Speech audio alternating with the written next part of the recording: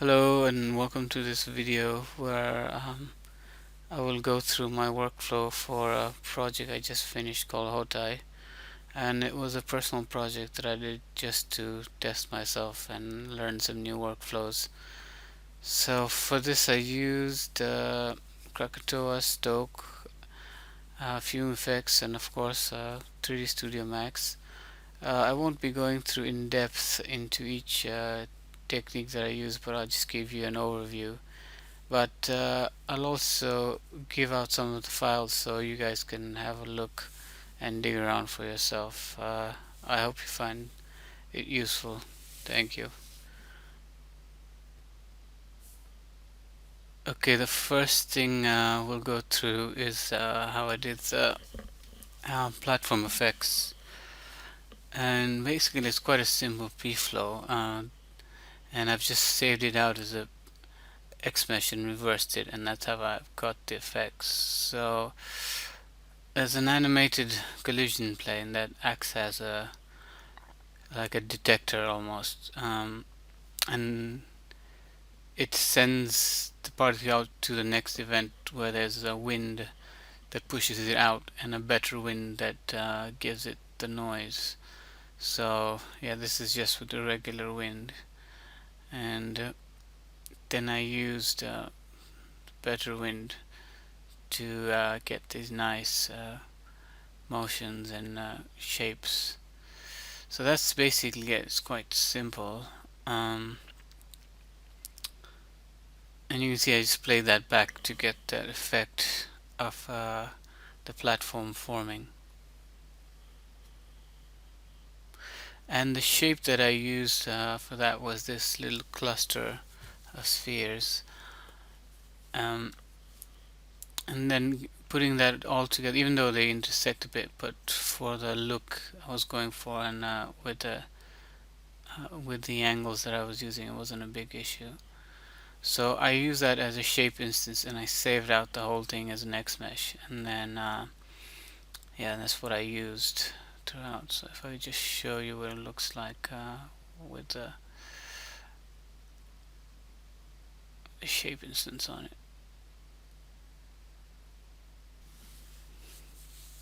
So then that I would just Xmesh the whole thing and reverse it to get the forming effect. So this is what the Xmesh looks like. And it's a bit slow when you show all the geometry, but you can work in like vertex mode, which is pretty fast.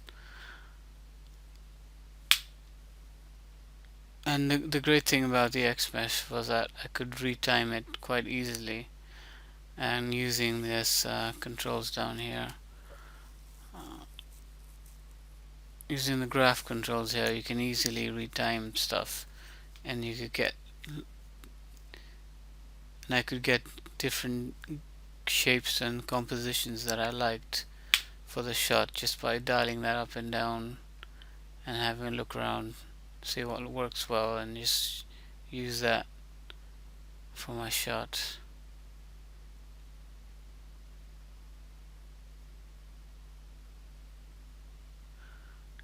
And I just reanimate that the way you wish, so you don't have to be stuck to what you made in your p-flow to a certain degree.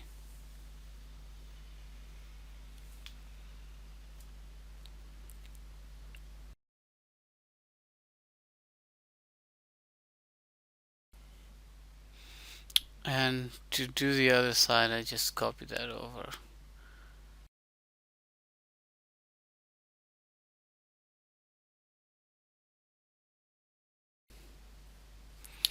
So now I'm going to show you the main p-flow that I use for the various um, objects, like the clothes and the pot and the branch. So basically the main uh, idea is that I had a speed by icon on a spline, and that's the way I directed the particles, and the shapes were just made around the figure. I'll just show you the p-flow. You don't need that. Uh, yeah, the p-flow looks a bit complicated, but actually it's very simple, and it's just the same thing being split into three different streams. So I'll show you here.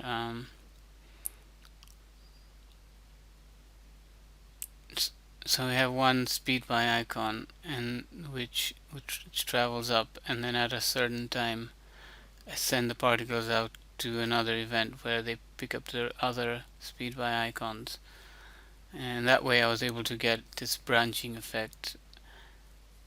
Um, so yeah, let's go through the p-flow really quickly, and in all the events have the same speed by icon and the random walk, which gives it the nice motion. So there we have it on the path following it, and then without the random walk, it looks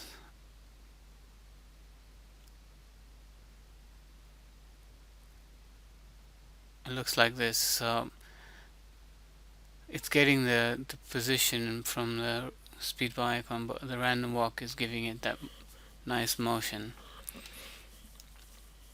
And it's the same settings throughout. It's just being split to different splines and stuff. I find it a bit hard to get information about the random walk, but and I found out that playing with the noise and the viscosity gave me the best results. And also you have to put the random, you have to animate the random walk. So in this case, what I did was I put a bit of noise. No, put a noise controller on the rotation, and that gave this random motion, and then that also affects how the particles are moved around with it. So I had this simple noise controller on the rotation.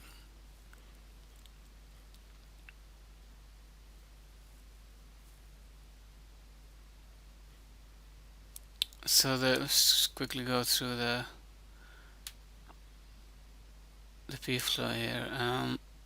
So yeah, I have a speed by icon, and the icons have been path constrained to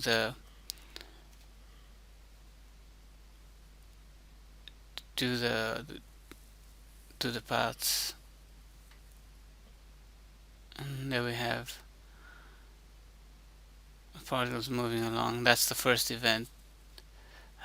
This the first strand event, and at an age of 290, then it goes into the second event where it's split into three, and those are all the different strands that you see.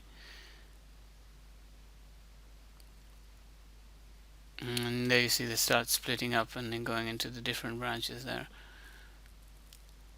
And I use the same settings for the speed by icon and the random walk. And in this event, then I also have an event there where they just stay put for a short amount of time, and that was just so I could get these nice strands when I render them out. And then after that they go to a fine target, and the fine target is set to close the surface, and I found with that you get more interesting streams to the target, but it doesn't cover the target completely. So like the body would be randomly filled up but not completely. So that's why I have this other event where after a certain age it's sending them back out again to a fine target, but this time it's set to random points, so that way you get full coverage of particles over the surface. And it's the same for all the other strands as well.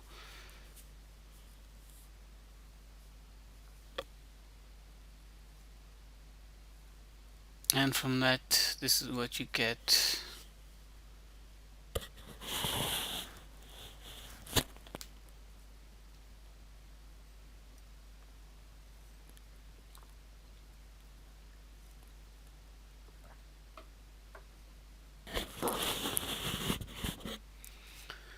You can see some particles are, like the yellow particles, are a bit flying out a bit, but because they were so, like the center was so dense, these outside ones would barely show up in the render. So it was alright for this case, but like if you wanted to be a perfectionist, I guess you would like them all to be tight around the body. So yeah, that's the main p-flow, and then I would just replace the find target objects with the other objects, change the splines around, and that's how it was done. Alright, so now I'm going to show you, after I did the particles and I saved them out to PRT, then I did a fume sim for to generate this velocity field for Stoke. So the fume effect is quite simple. It's the same, it's quite a basic fume sim, so it's the same particles that we generated before, saved out, and I'm only using about 2% of the 1 million to do this sim. And yeah, you can see it's the same, it has the same shape, and I'm only simulating smoke, and it's quite a low res sim. It only took about half an hour to sim, and I'm saving out smoke and velocity, and what else, and we have these settings here, and yeah, quite a big scale I used with a small strength. And the one new thing that I used here is this these effectors that they have in Fume now, which wasn't really necessary for my shot, but it's a good way to control particles. So when they got into that box, their dissipation gets multiplied, and they quickly dissipate. So that's why you get that like shelf-like effect, and you don't get particles going underneath. So it's a good new tool. You should look into. It's worth looking into that one. So this was the result. Let me show you the result of the fume sim. So the great thing about this is that I use the same fume sim for all to generate all the extra particles for all the objects. So it's a really useful thing in stock that you can, use generate one general thing and use it over and over for different parts.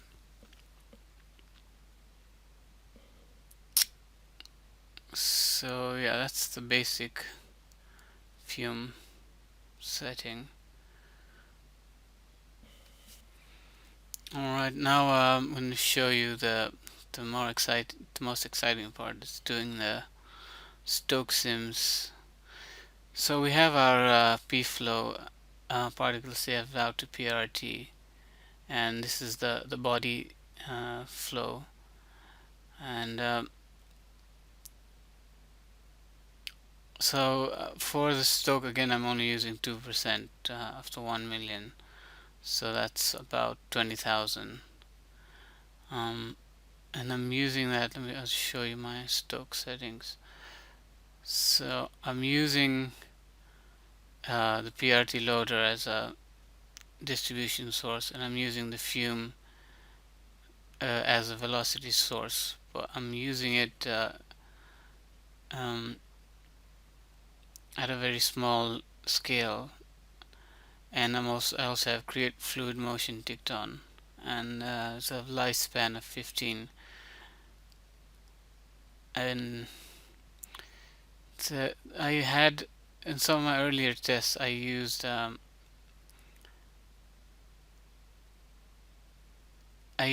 stronger fume effects scale, and then with that I was getting this kind of result. You see, it looks quite nice, but it wasn't really working for my shot. But you can see you get these really nice tendrils going through. And then if you have if you increase the lifespan, you get even longer ones. So and that looks really nice. So yeah, that's so using the PRT as a distribution source and simming it. That's what I get. The other way you can bring in the fume effects is using the Stoke field, which is only available in Stoke 2.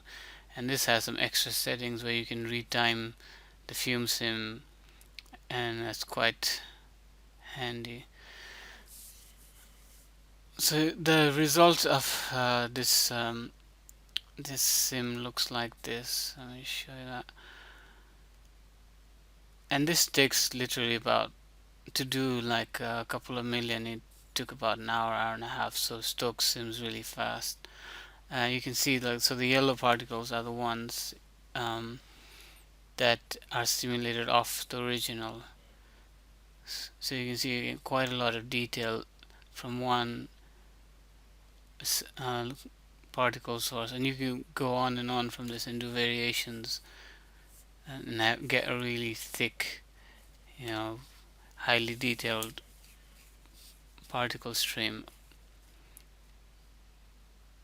So for each object, I use the same fume sim and simulated um, different simulated extra detail on them. So you can see here, this I show you a comparison. This is with the Stoke on it, and I just load this into the RAM player,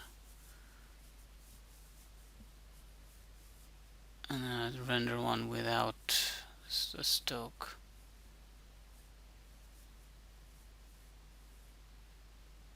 So you can see here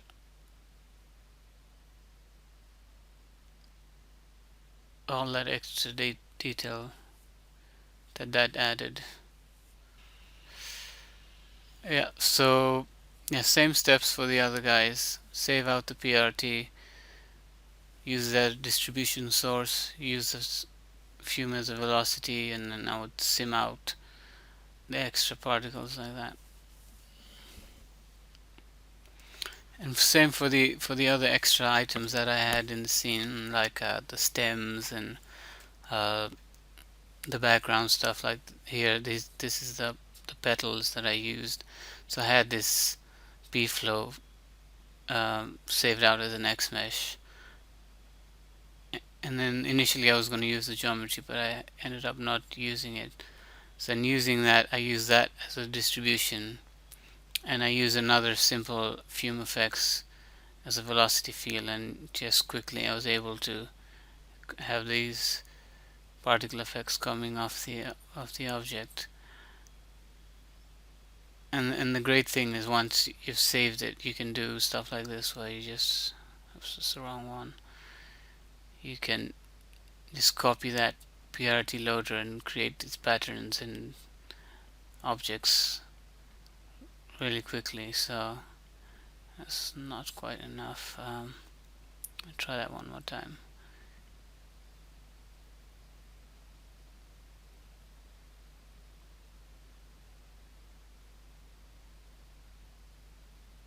I should do. Still not enough, but you get the idea. So,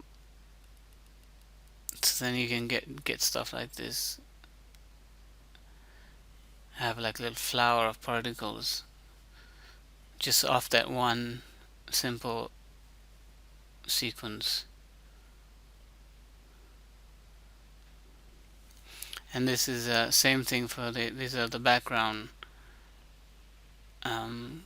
arches. So it was just particles along a path in an arc round shape, and I just used that again and simulated particles off of it. Alright, now I'm going to show you the rendering part.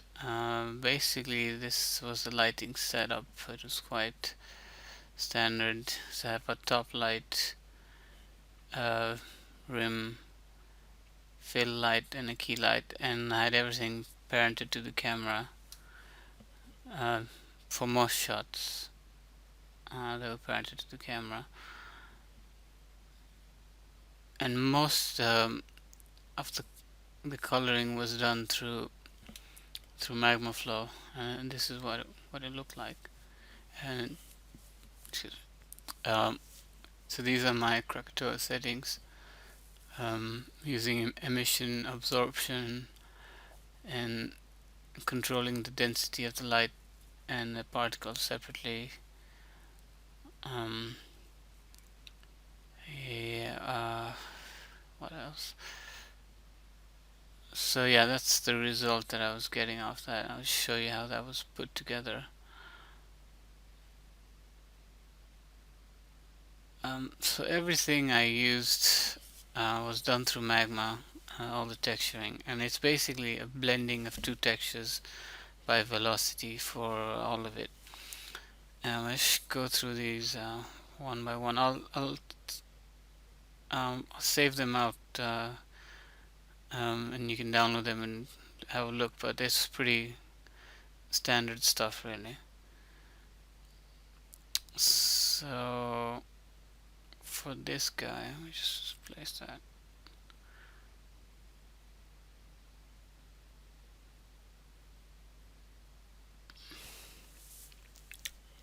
So this is the one for. I don't need that. For the color, so as you can see, I'm just using the velocity to blend between two textures. So I have one texture when they're moving fast, and one when they're moving slow. And these are basically just cellular maps that just standard cellular maps. I can show you what it looks like. So these are two materials that I was using, and we have this one was when it was moving fast, and this one is when it was moving slowly, and I just blend between the two of them. And you can use any type of map to do stuff like this. So yeah, for the emission also I'm blending between two colors, uh, and I use a similar flow for the emission where the white slower ones will get a white emission and the faster ones get a light purple emission. And you can see it's similar to the color one, except that you're outputting to emission rather than color. And you could also use texture maps, but I use color there. For the density I'm using something slightly different. So we're using the color to modulate the density, so wherever there's light colors we have a change in density and the dark colors remain unaffected. But I also had this extra thing here so that when objects were inside when the particles were inside the body, they had a much higher density than when they were outside. Um, now I've already been through that one. And absorption here works same thing with the colors. So the light colors were getting affected with this filter, which basically works. Absorption works like a filter, where if you have this purplish color, then you get a more yellow orangey tint over your particles. So it's like an inverse filter almost.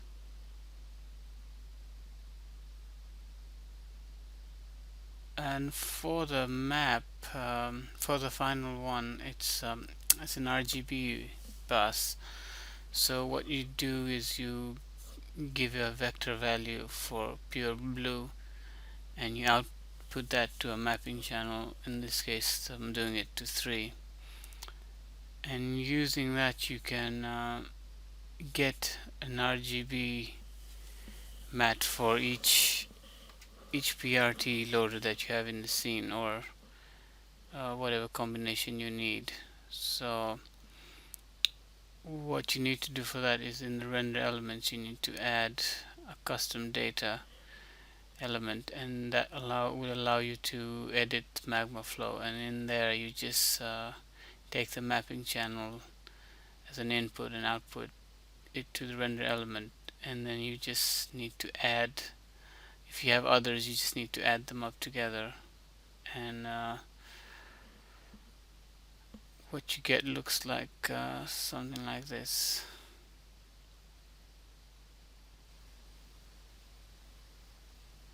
So there you have your RGB bus. So that lets you adjust the particle stream separately. The other passes that I use were Z-depth pass and velocity pass. So for the Z-depth, by default, Krakatoa likes to render out float Z-depth pass, which After Effects doesn't really like. So you can set it using the depth range there, or you can also use a magma flow, which is I think the best way to do it. There's a detailed tutorial on the Krakatoa website about how you can create this magma flow. So so this is what the magma flow looks like for the Z depth pass. There's a you can go to the tutorial and it will show you how to make it. Um, but that seems to be the best way to do depth passes out of Krakatoa. And the other pass was just a velocity pass. It's a standard Krakatoa velocity element. So that's mainly it. I'll just go through the comp real quick, and so let's start with I'll just go through the comp real quick.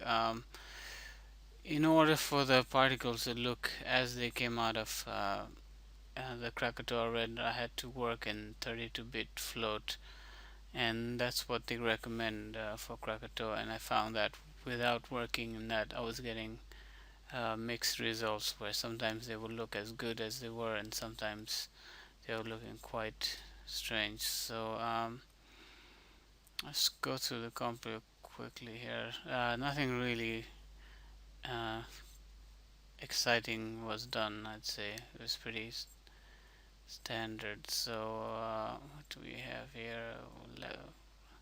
So yeah, first level we got the arches, and on them I just got I use Sapphire plugins, which I find quite useful.